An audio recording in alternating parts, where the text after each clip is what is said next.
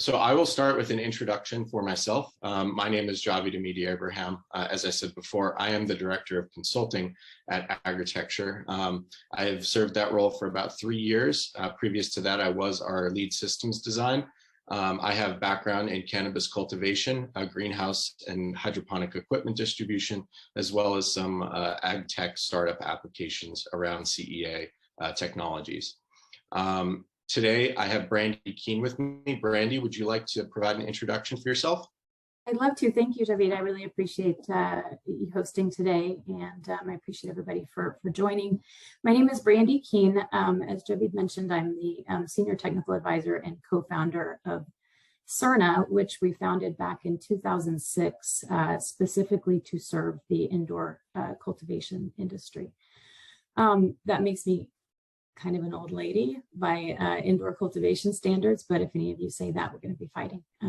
I'm kidding. But no, what I've been doing over the last 16 years or so is helping cultivators design cultivation facilities. My specific background is in environmental controls, but our company does everything from architecture to MEP to controls and facility startups for cultivators. Fantastic. Thank you, Brandy. That was really helpful. Next on the list, we have Chad. Can you provide an introduction for yourself and what you do at Premier Architecture? Yeah, absolutely. Nice to be on board with you guys. My name is Chad Hansen. I'm a principal at Premier Architecture, Design and Build. My background is, starting architecture about 20 years ago. Through those 20 years, I've worked as a project manager at a construction company and even worked a few years in a government agency as the owner's rep, hiring the architects and contractors. Over about the last 4 years now, we've started helping some clients develop applications for dispensaries and cultivation centers. And through that process, we formed a new company called Premier Architectural Design and Build, and probably about 95% of our focus is just on the cannabis industry. And over the last couple of years, we really teamed up with Surna to help them with providing architectural services for manufacturing and processing in the cannabis industry. We really try to help the client early on with getting the application process done and going through zoning and permitting with the client, and then going all the way into the building permits and getting construction documents done. Thank you, Chad. That was really helpful. Last but certainly not least, we have Joe Alcorn, R&D grower for Sensi. Joe, would you like to provide an introduction and how you help Sensi with your expertise? Sure, thanks. My name is Joe Alcorn. I'm, like you said, the R&D grower with Sensei Ag. I've been a grower for about 20 years, coming from the legacy cannabis industry back in the day, and always focused on kind of the science behind what we do and why we do it. For a number of years did that, took a break, and then came back to pursue a master's degree in controlled environment agriculture at the University of Arizona, really diving deeper into the greenhouse physics, biosystems engineering, project management, and research methodology. And that is translated into the role working with Sensei Ag as an R&D grower, really doing discovery work and optimization on how to efficiently use controlled environment ag systems to produce the highest quality crop, using hopefully the least amount of resources that we can, and provide a good product for consumers at the end of the day. We have Surna here, as well as Chad and Joe. Joe is a grower. He has lots of experience dealing with HVAC challenges from a practical commercial production perspective, as well as an R&D perspective, and how various HVAC arrangements or conditions can impact crop growth.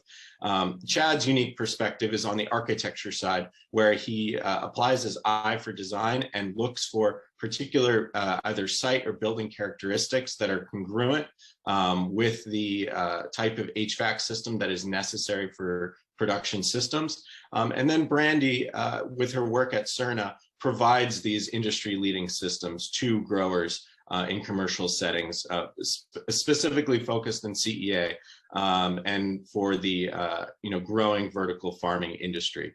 I'd like to start with some questions around implementation of these systems and when is the best time for growers to approach these esteemed panelists for their support and helping them build their farms. So this first question is for you, Brandy. When in the planning process do you recommend an entrepreneur approach Surna, and what decisions should they have already made when they reach out to you? Well, I would say that the earlier the better, right? And even if you've made no decisions, leaning on us, our technical expertise, to kind of help guide you to what those decisions need to be before you can actually start designing your facility. We can help all the way, back to that point. I think that most everyone with experience in the industry understands that your climate control system, your HVAC system is going to be extremely critical to the success of the operation. From your capital expenditure to your energy use and your operating expenses, all the way through, to properly maintaining that climate. So at the very, very beginning stages of your business plan is a good time to start talking to us, because we can really start helping you budget, help you, set expectations for what this might look like, and helping you make choices that will then affect other choices and will then affect other choices. I would say that you absolutely have to reach out to us, at the point at which you are ready to start talking about obtaining building permits. But you'll do much better overall if you start talking to us right at the very beginning of your kind of plan development, or when you're really thinking about doing this as a business. And would that also apply to an entrepreneur that's using an existing facility? And if, when do you suggest an operator approach Surna when they're doing a retrofit, for example? I would say it's just as critical as it is with a new facility, and retrofits can help you, and they can make things go much faster, or they can slow things down, right? It really kind of depends on the building. And in fact, if you're considering purchasing a building, even if you haven't pulled the trigger, I would say call us and let us help you, identify what to look for in that building. Fantastic. That was really helpful. And Chad, I've got a similar question for you.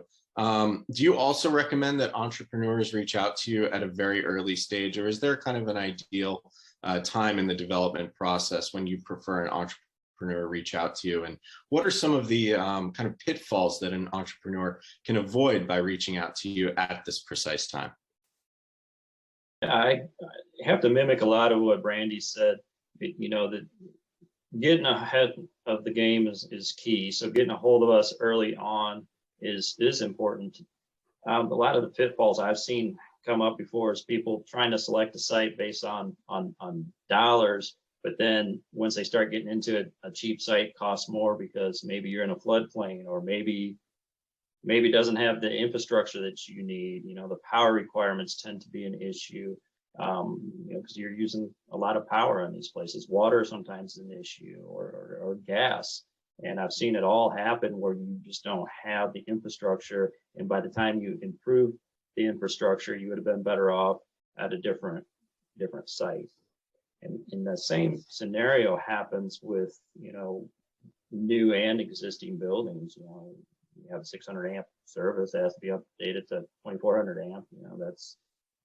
That's a significant cost that some developers and owners might not be thinking about when they're going out there looking at buildings. So we can help identify those types of issues. And I would say you get us involved right away. We can help with conditional use permits if that's a requirement. We can help with some preliminary layouts. Different people call it different things. We call it phase one. Sometimes we call it due diligence or feasibility studies. They all are kind of the same thing, and it helps the clients really focus in on what's important to them and what sites make the most sense And then from there, we can continue on and help them get into schematic design and really start designing the building and the site once it's been selected. There's a vast amount of coordination that has to take place in any construction undertaking. And it's kind of on steroids when you start building an indoor cultivation facility. Yeah, I would imagine, you have a lot of moving parts in terms of, integrating control systems, making sure you have space for all the HVAC components.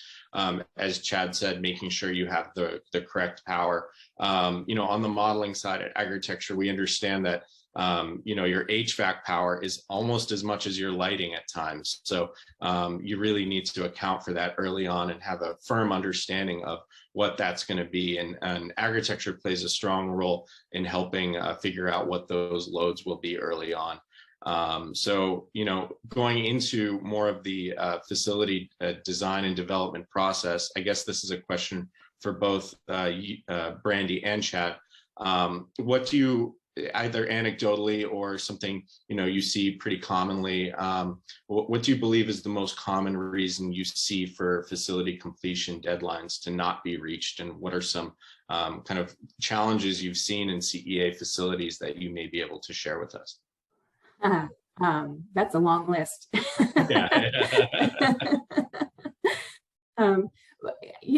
I mean, we have everything from, what Chad referred to, infrastructure challenges, folks that, maybe got grandfathered in on sprinkling a building and then realized that, that they actually have to sprinkler their building and they now have to spend an extra, six-figure dollar amount and wait another 4 months to get that done, right? I've seen that actually take place.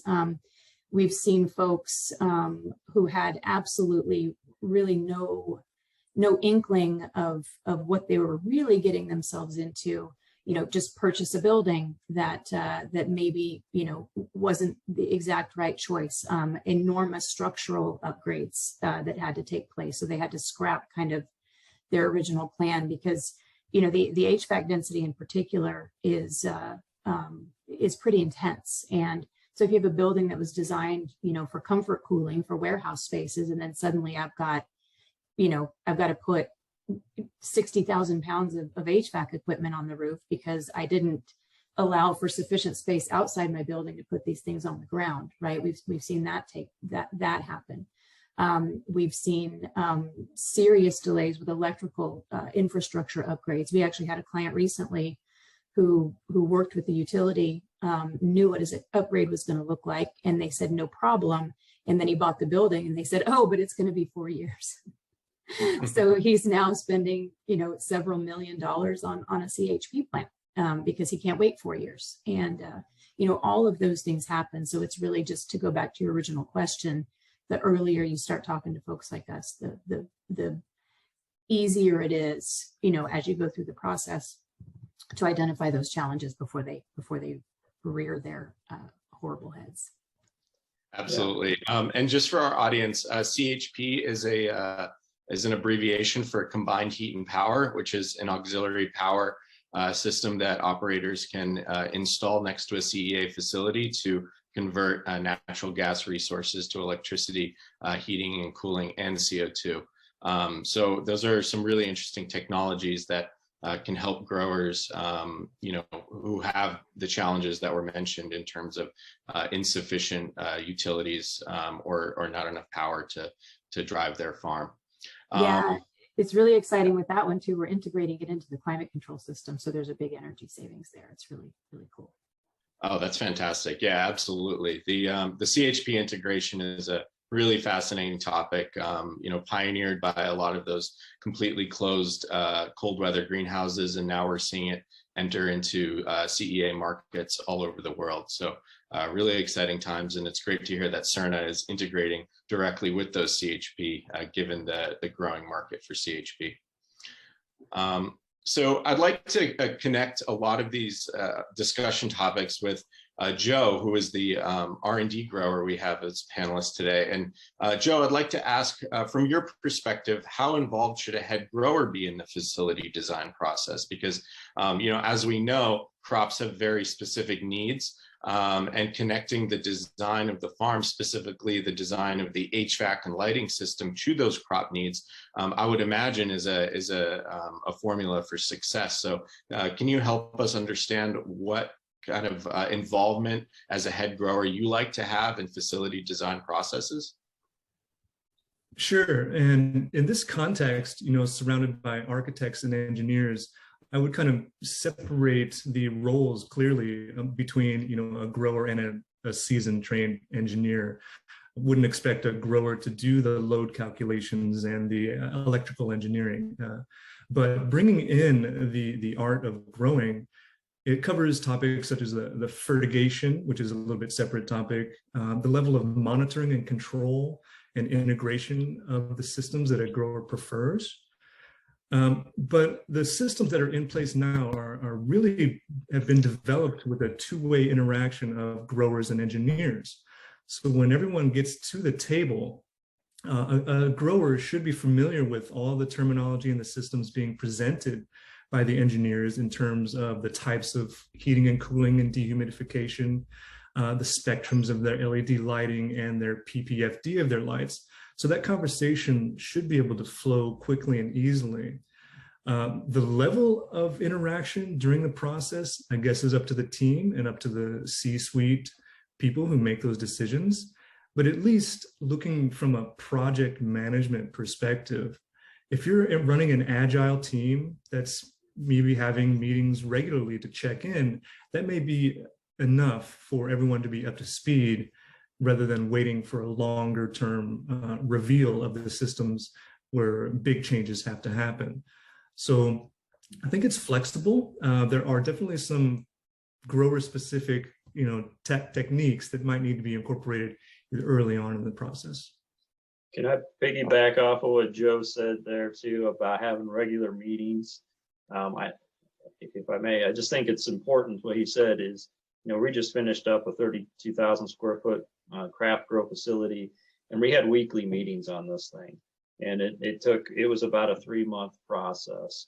And, without those weekly meetings, we would have been off in left field, quite frankly, because those meetings, every one of those meetings, we would bring in a little bit, another person that had a little bit more expertise in the area, from the grower to the specialist in the manufacturing area to the specialist in the extraction process, and they all contributed so much value to the team. And what we ended up doing is, we were playing Tetris a lot on the floor plan. We would adjust and move things because as they brought in their information, we realized we needed a little bit more floor space here. Then we added in maybe a mezzanine so that we could accommodate that. And then that all kicks back into the MEP designers too for their load calculations. So yeah, having regular meetings and making sure you have the right people at those meetings is invaluable. Yeah, and just to kind of piggyback further off of that, I think that both of you, you're spot on. And from an engineering perspective, it makes me a little nervous when a cultivation business has not yet identified who their head cultivator is going to be and is making decisions related to cultivation. Things like irrigation volume and plant count and desired parameters, because interestingly, although there are generally accepted parameters, certain cultivators may have different preferences, and the way that you design something in 2020, and then by the time your facility's built in 2021, and you have your grower and your new grower says, well, I'm actually putting twice as much water in this space than your engineer designed for, it's not going to work, right? And so it's really, really important. It is really valuable to have at minimum their input, and then to Joe's point, for the cultivator also to understand what he or she is getting and what they're working with as far as the functions. This building is their tool, right? And they need to know how to use their tool. Absolutely, and I think that goes back to Joe's point about having the grower on board pretty early on, so they can understand, what equipment is there and how they're able to control that as they move forward as a cultivator in that facility. Now, let's say a facility has been designed. Now, what are some primary signs of a potentially poorly planned HVAC system, and how can you identify that the problems you're having are due to the HVAC system? And I guess this could be a question for any of the panelists, but I was specifically thinking Joe or Brandy, this might be most relevant to your experiences. So Joe, I would defer to you on the plant response, but then certainly I can speak to it from an engineering standpoint. So why don't you jump in? Sure, I'm sure we'll have the same answers for the functionality of the equipment, like short cycles, long cycles, or that time required to reach your cooling set point or your humidity set point. Those are the functional aspects.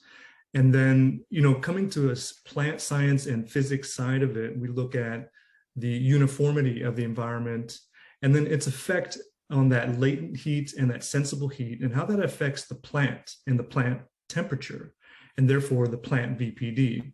So it's a sequential effect from how uniform you can create that environment and maintain it, to the results of the plant physiology, all the way down to water uptake, calcium movement. Everything is affected by your time within your optimum range and your time outside of your optimum range. So having a system that creates a uniform environment quickly and consistently is going to be a goal. And with an improperly sized HVAC system, you're going to be outside of those optimal ranges more often. Then I'd hand it off to you for a technical explanation. Yeah, I fully agree with you. You have the kind of obvious, which is, well, I've got mold or botrytis or powdery mildew. Those are generally, a direct result of a poorly maintained environment. But then you have those kind of more subversive, things that you may not notice as openly, which is how transpiration rates and nutrient uptake and those kinds of responses.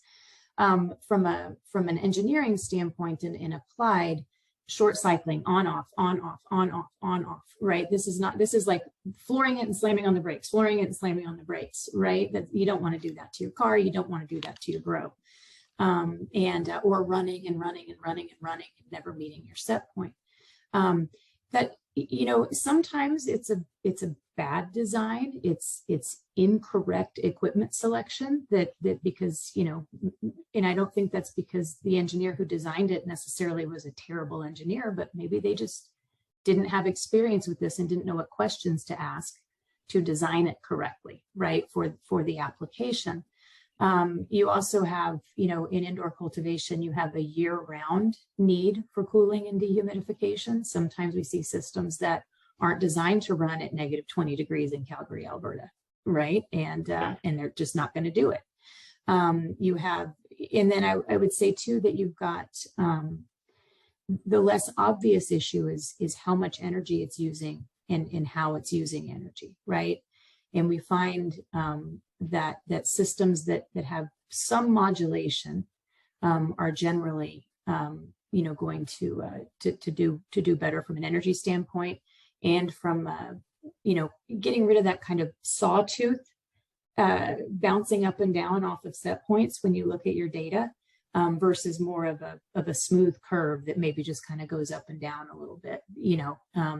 So when you have systems that are just on off, that's when you get the sawtooth, right? And what I'm talking about is I'm looking at the readout of my room parameters, and my set point is 50% humidity. So it's bouncing up and down between, 48 and 55 all day, versus just kind of hanging out around 51, 52, maybe down to 49, that kind of thing.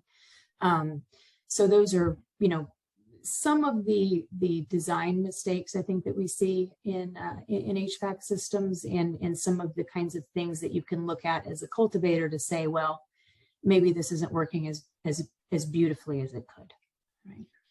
And I would imagine those kind of the peaks and valleys that you described would be a result of either oversizing or undersizing those systems based on the heat loads that you're dealing with. Is that kind of? Yes and no. There's also, it may be appropriately sized, but it may just be all or nothing, right? So if I have a 30-ton, I'm just throwing a number out there. Let's say I have a 26-ton load in a room, I would, put at least 30 tons on it to give myself a little bit of cushion and not murder my HVAC system. But I don't always need 30 tons. So that means I'm going to overcool every single time it comes on potentially, right? And so that's, you would see that. So that doesn't necessarily mean that the system isn't sized correctly, but how it's operating is it's either fully on or fully off, as opposed to kind of, ramping up and ramping down in response to the conditions. Yeah, and just to jump a quick point on that, I think that idea of a predictive control or PID control, which is a slightly newer concept and maybe tuned by engineers during commissioning of a facility, would make all the difference between a wide sawtooth, even though you have a constant average temperature, and really a true smooth line. 100%. Interesting, very interesting. You mentioned that that's a relatively new technology. Is that kind of spreading into the industry rapidly, or is that kind of a slow integration that you guys see? Well, actually, I believe it's been around for a while in the commercial horticulture world, but transitioning over to true indoor and cannabis specific tech, maybe a newer acquisition. Okay, understood.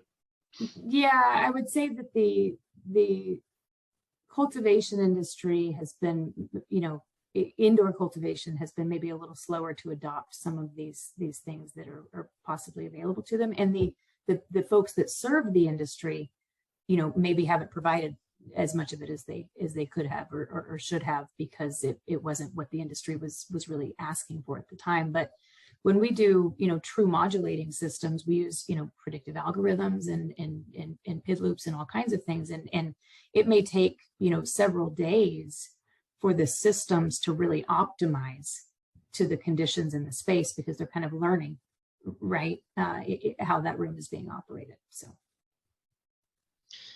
Thank you. That's really helpful. The next topic I wanted to quickly discuss is regarding kind of a unique aspect of what fully enclosed CEA systems allow operators to do, which is water recovery. Now, in an evaporatively cooled greenhouse, you're exhausting a lot of the humidity directly out of the greenhouse, and you're often losing that water. But in a fully closed vertical farm, for example, you can actually recover the water that's transpired from your crop and reintegrate it into your processes. So this question is for you, Brandy. Has this become a standard process for vertical farm HVAC design, or are there reasons why facility designers may choose not to include this feature? You are talking about a subject that is close to my heart right now, and I really think that the ability to reclaim and reuse water over the long term is going to ultimately be one of the biggest reasons that we increasingly do more indoor cultivation over the course of human history. Water is although it's cheap right now, that will not always be the case, right? And it's going to be increasingly hard to allocate water resources to agriculture. So no, unfortunately, it's not a real common thing for indoor cultivators to do right now. And although we certainly recommend it and provide resources for our clients to be able to do that, I think that there are a couple of reasons for it. One is I think that there are a lot of cultivators who just don't snap to it that they can. I think that there are cultivators who are nervous about water quality coming off of their HVAC systems, which is a little bit silly, frankly, if you look at what's in your public water supply and compare it to the distilled water coming off of your evaporator or your coils. It's pretty clean. But what you want to do is you have to oxygenate it, you have to pH it. You recommend that you sterilize it, and then just out of an abundance of caution, not because we think there's any real risk there. We would recommend a metal filter, for potentially aluminum or copper, right? And I think also that one of the reasons that folks don't do it is because they just don't understand how to integrate it into their irrigation system, right? Who's taking the condensate, putting it in a clean tank, then integrating it with your reverse osmosis filtration for your water supply from the tap. When does the RO system need to come on? When does it not need to come on? How do I know that I have enough condensate to fulfill my needs that day? And then who's controlling all of these things, right? And there just aren't that many folks out there that are offering that. So I think that that's going to change, though. And increasingly, I would expect cultivators to take advantage of that, because even if you don't care about your mark you leave on the world, you certainly care about how much money you're spending, and you can save quite a bit of money by doing this. So. Absolutely, and I would imagine that's especially relevant in water scarce regions like where Joe's operating in California. So if you don't have the low agricultural rate for water supply, or you don't have your own well, that could be a huge advantage to setting up a vertical farm over a greenhouse. And the economics of that process may kind of tip the scales for operators in those markets where water is very expensive and scarce. So thank you. That was a really helpful overview of that water recapture process. Are there any kind of closing thoughts or remarks from any of our panelists that you guys would like to address before we move into the Surna presentation?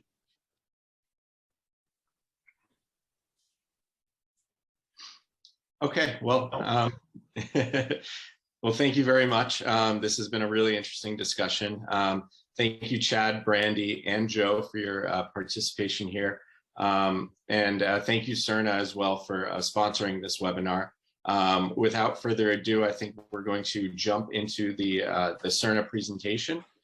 The whole point of doing this was really informational. I did not intend for it to be a sales pitch by any stretch of the imagination, but I, did want you guys to know what Surna does and how we can help if you are, planning a cultivation facility. So, floor plans and architectural design, with our architectural partners.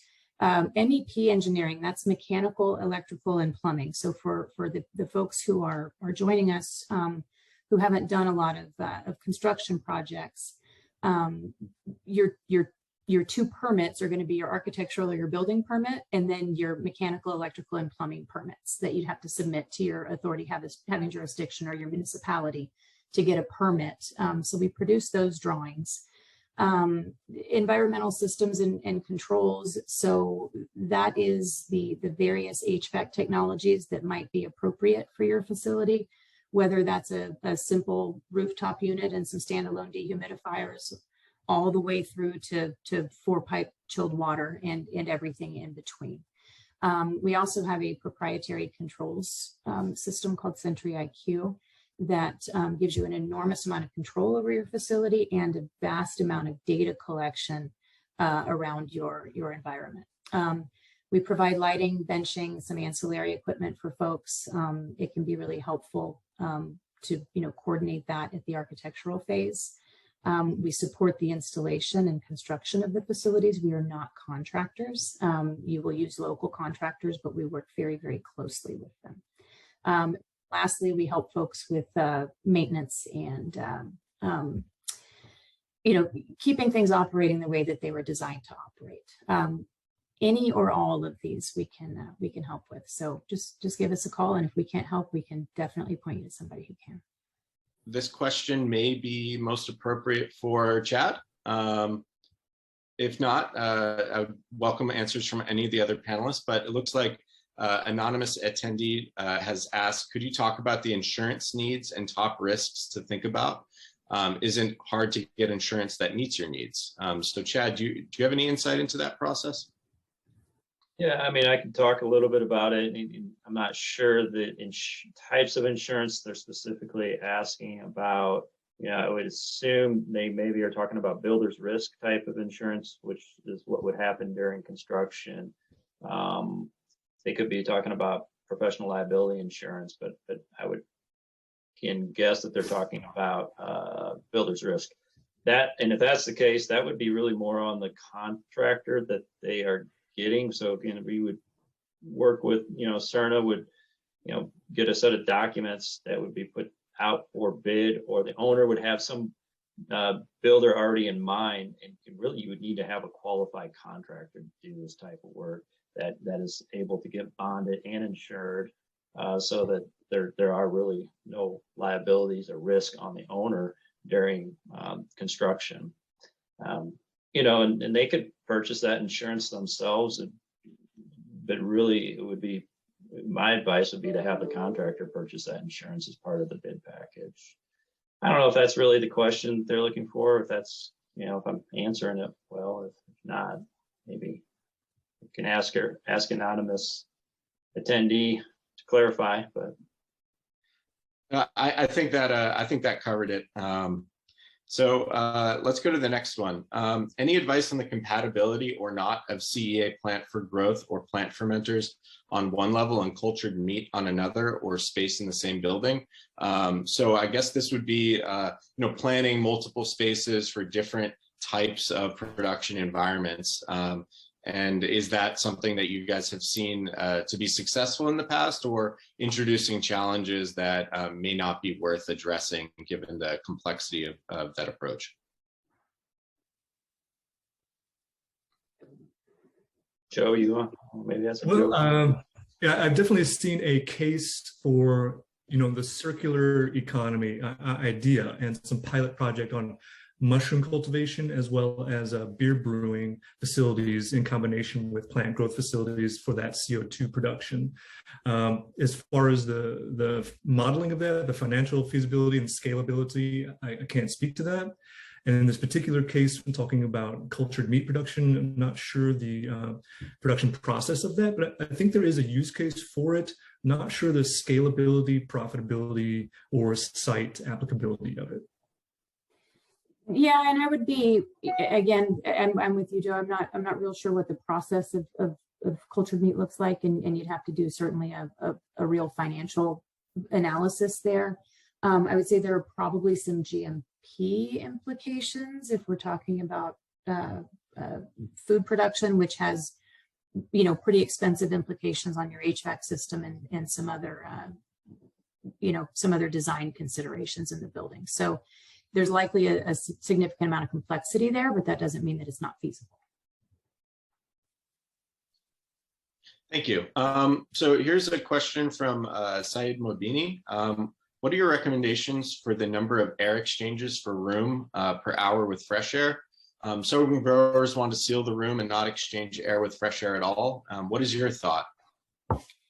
So I'm going to defer to Joe on the plant health aspect of it. From a mechanical standpoint and from a code standpoint, most cultivation spaces are treated like process cooling spaces, which means that occupancy ventilation is not a code requirement.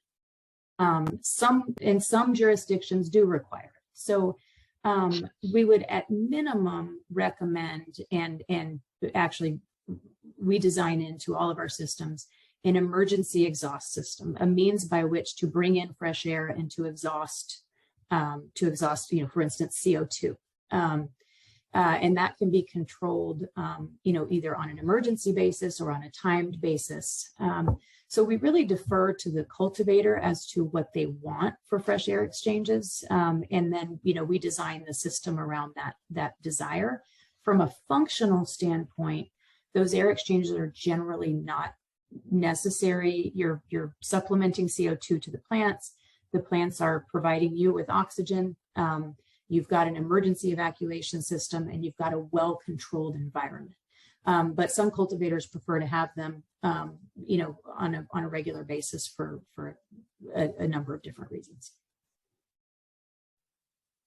I agree. I think that's a similar topic to the reusing of water from your dehumidifier. As long as you're up to speed on your chemistry and know the parameters you're measuring and what to look out for that gets out of bounds, like CO2 or ethylene or something, then reusing is absolutely okay. So the next question is specifically for you, Joe. What are some of the challenges of growing in California? Well, California is a pretty diverse state. I started growing, I was growing in Humboldt where it's cold and rainy all the time. And so dehumidification, we learned about powdery mildew there a long time ago. And then of course, you may be growing in the Coachella Valley where your solar heat load is almost unbearable for greenhouse production. And your water quality varies from crystal clear to the Central Valley where you have boron and selenium and a pH of 9 with 500 milliequivalents of hardness. So anything on the spectrum for challenges are here in California. So take your pick.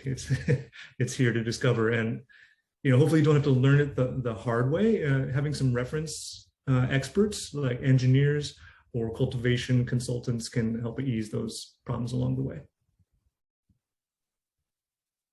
Thank you. And here's a really interesting question that I hear different things on from time to time about whether air purification is completely necessary. So Brandy or Joe, in your past experience, have you seen any situations where air purification was necessary and was not present, or the opposite? And would you recommend air purifiers for a completely closed CEA facility? I would say that we recommend them because, the cleaner your air, the better in a completely enclosed environment. That being said, are they completely necessary? Probably not. Are they good to have? Absolutely. But it goes back to, ensuring that environment is really well maintained, ensuring that you have very tight SOPs around, who's coming in, what they're wearing, what they're bringing in with them. Are they changing clothes? So if you don't have any kind of an air purification system, a HEPA filtration or UV or sterilization of some kind, you better have a very tightly controlled environment and a very tight SOP, right, for the folks who are coming in and out as far as what they're bringing with them. Now, keep in mind that air purification is just that, right? It is not going to do anything for you as it relates to surface sterilization. So if you have a plant with a problem or a room with a problem that's already manifested on your plants, air sterilization is only going to slow down its spread. It's not going to cure all your plants, right? And so I think that's something that everybody needs to know. Your very best defense against, fungus is primarily, I think, what most of us are concerned about, although that we do have some small concerns about, pathogens. But your very best defense is a well-maintained environment. And if you have a really well-maintained environment and tight SOPs, you're probably not at huge risk. However, it's never a bad decision to add in an extra layer of protection. Thank you. And as kind of a closing question, I'd like to ask all of the panelists, what excites you most about the future of indoor cultivation? I'd like to take a stab at that one. I think, I'm just thinking back when I was in college and talking about population growth as from an architectural standpoint and how are we going to house people and how are we going to feed people. And so, there was concepts back then 20 years ago, and probably even before that, of growing vertically, meaning, high rises of the future might not be for people to live in, but more for farming. I find that, an exciting prospect. You got to find a way to feed the world, and they're not making more land. So it is an exciting, it's exciting for me to see that being a possibility of a future way of farming. I am right there with you, Chad. I'm lucky. Well, I live in Texas. I'm lucky in some ways, but I'm lucky to have a very long growing season here and a lot of access to, I can walk out in my backyard and pick a tomato 8 months out of the year, right? How exciting is it that someone who lives in, Wisconsin or Alaska or Antarctica could potentially be able to get fresh produce grown around the corner anytime. Like, that's so cool.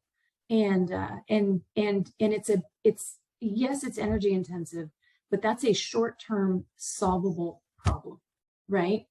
Long-term, the unfathomable benefits of a sustainable, localized food supply is so exciting. And then the technologies that our industry is developing to make that possible is what just, I nerd out over it. It makes me giddy. I love it. It's exciting. It is. Well, thank you. That's really inspiring. And I share a lot of your feelings about that, also being in the industry. So a lot to look forward to, really exciting technology and really interesting business models that are coming out of this space to address exactly as you mentioned, the scarcity around local food and a diversity of local food options. Actually, it looks like we have a little bit more time, so let's field one more question, if that's all right with you guys. So let's do, oh, this is really interesting. I think this might be good for you, Chad. Are there examples of municipalities creating planning and zoning to support CEA facility projects? And have you seen any municipalities making investments in infrastructure that kind of create ideal conditions for projects? Or any CEA kind of friendly municipalities that you've seen or come across? There are, I can think of one particular that I'm working with right now, and it's a smaller municipality, and they don't have a lot of resources, as far as tax resources to really develop their industrial zone that they're trying to develop, but they're very cooperative. They have actually worked with the developer on bringing in their cultivation. They're going to have a cultivation and manufacturing facility there, and they've been working with them for about 2 years. And they've actually rewritten some of their zoning laws and permitting processes to make it easier for the people to come in, because it's not. It's a job creation. They're going to be able to create jobs locally. They're also then going to be able to, they'll be able to get taxes, revenue from taxes from that facility. So most municipalities are very interested in bringing in cultivators, from what I've seen. That kind of not really our point of topic here, but where I've seen the opposite side is actually on dispensaries. When they're trying to sell it and move into a community, that becomes a little more challenging. But on the cultivation side, I've seen a lot of open arms and want, from communities wanting the cultivators to come in.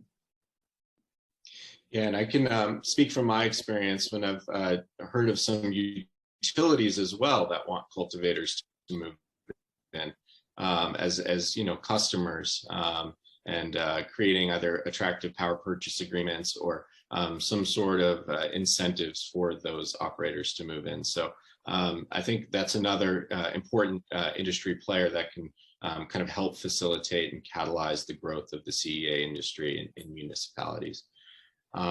So it looks like we are unfortunately just about out of time. So I'd like to ask if any of our panelists have any closing thoughts or remarks. And then, anything you'd like to share before we close out for the day? Just reiterate, it's never too early to start thinking about your design team and your growers. Get them on board as soon as possible. They can all help you. Yeah, and I would, first of all, I really appreciate everybody's time. I really appreciate everybody tuning in. I know there were a lot of Q&A questions that we didn't get to. You guys are free to contact my office if you have a burning question that we weren't able to get to today. I will make sure that you get an answer. It's exciting to me that this many folks are interested in this topic and that I see so much going on. And I'm just super impressed with you guys and with you, Joe, and Chad. I really appreciate y'all joining as well. Thanks for having me on, and looking forward to the next one. Well, thank you all. I would kindly ask that the panelists put their contact information into the chat if there's any kind of follow-up questions, so that our kind of Q&A participants could potentially reach out to you guys directly. So if that's all right with you, I think the chat would be the most appropriate place for that. And really thank you so much to all the panelists. Thank you, Brandy, and to Surna for sponsoring the event today.